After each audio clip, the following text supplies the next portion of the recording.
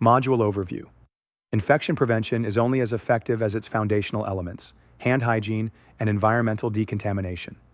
These are universally recognized as the most critical practices in reducing healthcare-associated infections, HAIs, antimicrobial resistance, AMR, and outbreak transmissions. In the wake of COVID-19, heightened awareness, improved compliance, and enhanced innovations have transformed global hygiene standards in hospitals, care homes, laboratories, and public healthcare spaces. This module explores the science, practice, compliance mechanisms, innovations, and ethical accountability surrounding hand hygiene and environmental decontamination. It provides theoretical depth, practical skill development, regulatory benchmarks, and real-world applications needed to achieve compliance with global health accreditation standards, including WHO, CDC, NHS, and Accreditation Canada. Part 1. Importance and Science of Hand Hygiene. Why hand hygiene matters. Prevents transmission of infectious organisms from healthcare workers to patients and vice versa. Reduces cross-contamination between surfaces, patients, and clinical instruments. Minimizes risk of hospital-acquired infections, HAIs, especially in intensive care units, maternity units, and surgical wards.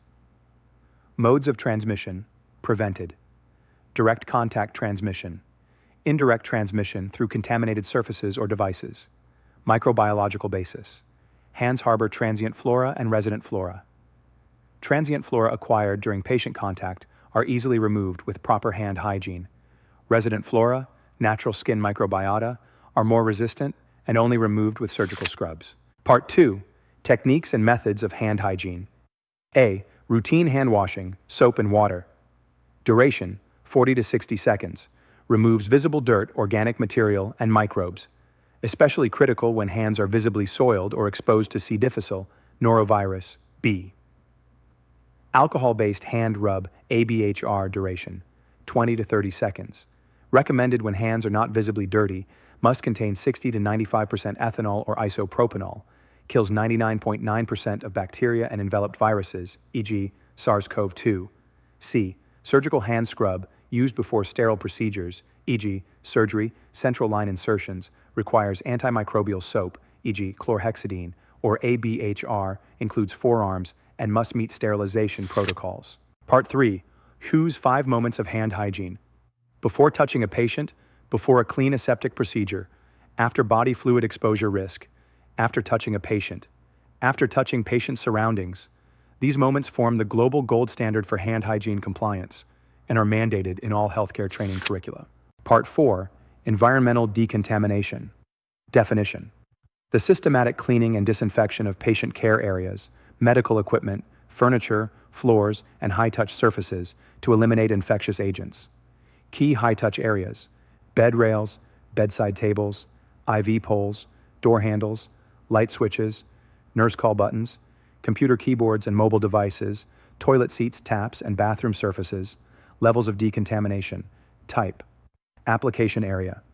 Agents used: cleaning dirt, debris and organic matter, detergent and water disinfection, non-critical surfaces, equipment, chlorine, alcohol, quats, sterilization, surgical tools and critical items, steam, autoclaves, ethylene oxide. Part 5. Disinfectants and cleaning protocols. A. Common disinfectants. Sodium hypochlorite, bleach, 0.1% for surfaces, 0.5% for body fluid spills. Hydrogen peroxide, used in foggers and vaporizers. Alcohol, 70%. For small surfaces, equipment, and electronics. Quaternary ammonium compounds, quats, used in general-purpose cleaners. B. Disinfection strategies, post-COVID updates. Routine, twice daily cleaning of high-traffic zones. Use of UVC light disinfection for airborne pathogen control, use of electrostatic sprayers and foggers, enhanced focus on terminal cleaning, post-patient discharge. Part 6. Hand hygiene and decontamination innovations. Touchless dispensers with compliance counters, sensor-based monitoring systems tracking hand hygiene frequency, fluorescent markers, and UV verification to evaluate cleaning efficacy. Gamified compliance tools, e.g. apps and badges, smart textiles, and antimicrobial surfaces. Part 7. Training, compliance, and challenges. Training strategies.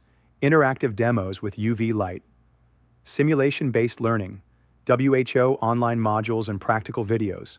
Mandatory refresher courses every 6 to 12 months. Compliance issues. Time constraints and patient load.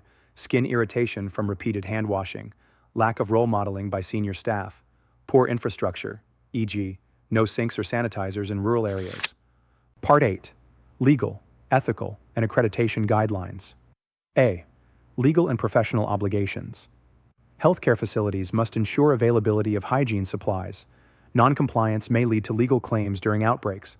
Documentation of hand hygiene audits is often legally required. B. Accreditation standards met. WHO. Hand hygiene self-assessment framework. CDC environmental cleaning guidelines. Accreditation Canada IPC requirements.